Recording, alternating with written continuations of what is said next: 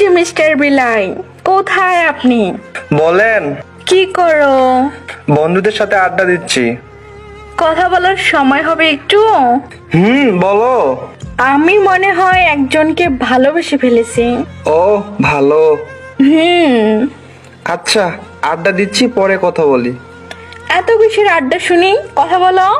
কি বলবো? কিচ্ছু বলার নাই? না। ওকে, ঠিক আছে। কিসের ওকে? তুমি কি আমার কথা আচরণে কিছু বোঝো না? কি বুঝবো? না, কিছু না। ওকে।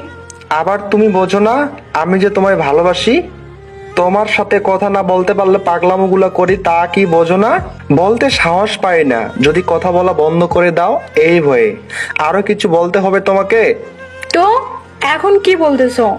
আমি তো মনে হয় অন্য একজনকে ভালোবাসি। তোমার মুখে অন্যের কথা শুনে বলে ফেললাম। আচ্ছা, বাদ দাও।